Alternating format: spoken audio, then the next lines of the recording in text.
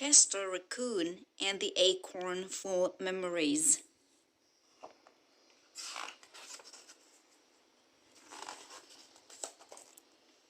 Chester Racoon climbed into his tree hollow and frowned.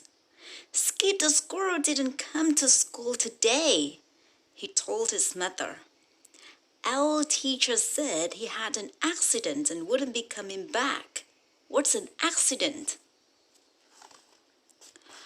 "An accident is something that happens that isn't supposed to happen," explained Mrs. Racoon. She lifted Chester onto her lap and folded her warm, loving arms around him.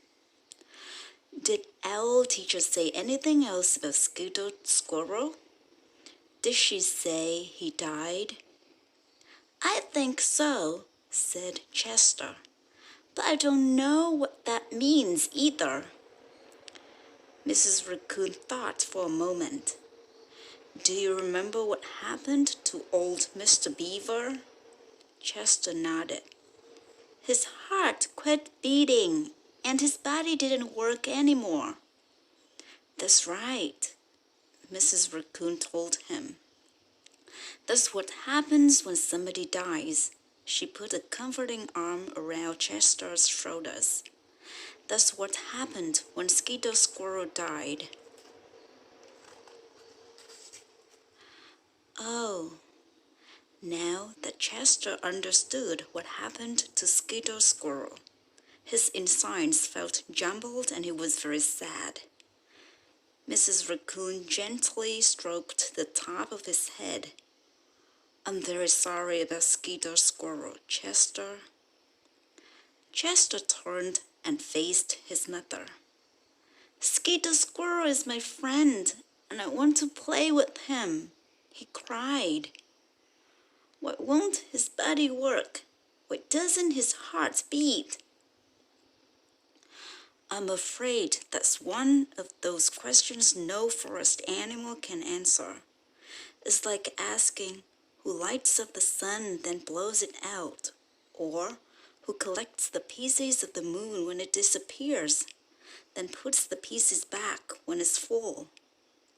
I know what you can do. Why don't you make a memory of Skid the squirrel? That way you'll never forget him." "How do you make a memory?" asked Chester.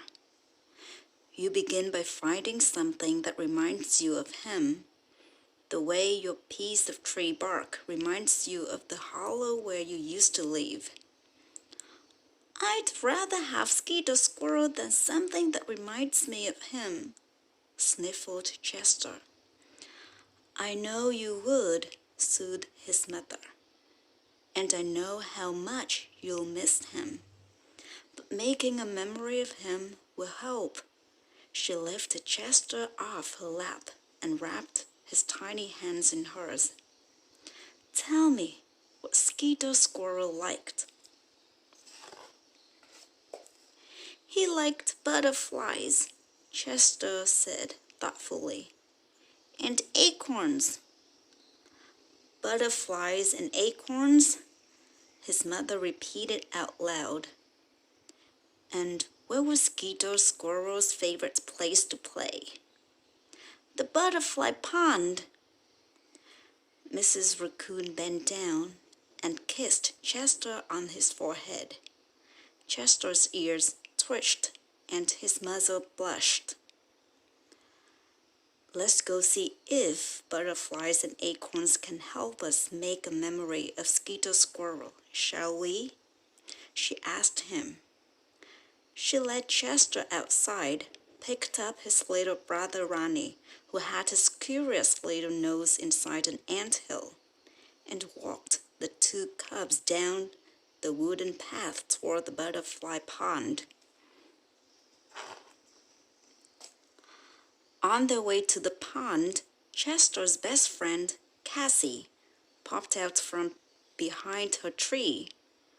"Where are you going?" she asked Chester. "We're going to the butterfly pond to make a memory of Skid the squirrel. Want to come?" "Okay," but I don't know how to make a memory. You find something like my piece of tree bark, only it's not tree bark because it has to do with butterflies and acorns, and it's something that reminds you of Skeeter Squirrel. I can do that, said Cassie. As the four raccoons scurried toward the pond, more and more of Skeeter Squirrel's friends asked if they, too, could come along and make a memory. Before long, 2 deer, 6 skunks, 3 opossums, 14 rabbits, badger, a bluebird, 6 mourning doves, a green snake, 22 mice, 4 squirrels, a beaver, and 2 chipmunks walked, crawled, slithered, hopped, and flew to the edge of the pond.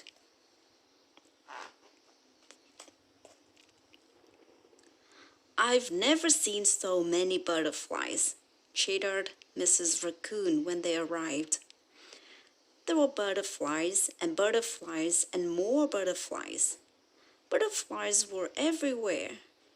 They were over the pond, in the trees, under the bushes, on the flowers, and resting on single blades of grass between the animals' feet. What do I do now? Asked Chester, as a bright purple butterfly balanced on the tip of his nose. Tell me a story about Skeeter Squirrel, said Mrs. Racoon. What kind of a story? Something that happened here at the pond. Chester scrunched his nose thoughtfully, and the butterfly flew away. Once, when we were playing here, about a gazillion butterflies landed on Skeeter Squirrel all at the same time. He was so covered in butterflies, you could hardly see his fur. He thought that with all those butterflies standing on him, he could fly like they do. So he took a running start and jumped into the air when he got to the edge of the pond. He landed splash on his belly and all the butterflies flew off. He tripped all the way back to his tree. That's a wonderful memory, laughed Mrs. Racoon. Do you have another one? One day, Skeeter Squirrel made us all late for school because the caterpillar was turning into a butterfly, and he wouldn't let us miss it. We all watched the butterfly come out of its chrysalis and spread open its brand new wings. Skeeter Squirrel was so excited. He told all the other butterflies what happened, even though they already knew. That's a lovely memory, agreed Chester's mother. Suddenly, Chester looked sad. One day after school, Skeeter Squirrel came here and buried all of the acorns he had collected for the winter. But when he wanted them, he forgot where he had buried them. He really loved those acorns. Everyone in school helped him look for them. Did he find them? Asked Mrs. Racoon. Chester shook his head. No. Mrs. Racoon stood up on her back legs and looked around.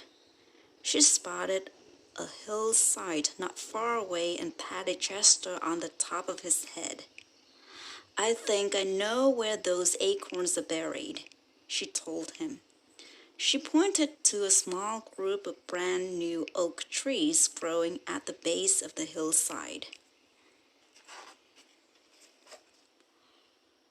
Those are Skeeter Squirrel trees, shouted Chester when he saw the young trees for himself. The forest made a Skeeter Squirrel memory. I believe it did, said Mrs. Raccoon. Those trees, your stories, and the butterflies all make wonderful memories of Skeeter Squirrel.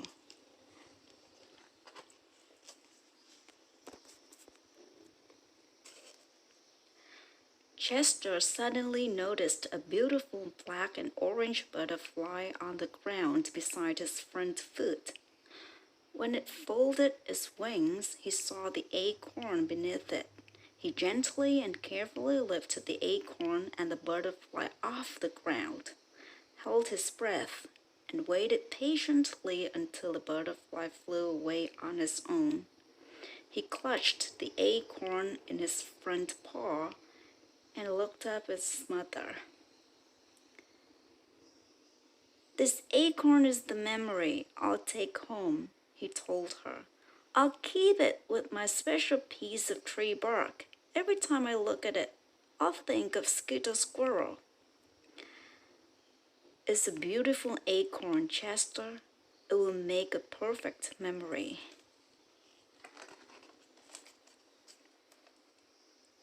With the acorn securely clutched in his paw, Chester scampered over to the Skeeter Squirrel trees and placed a kissing hand on each new tree trunk.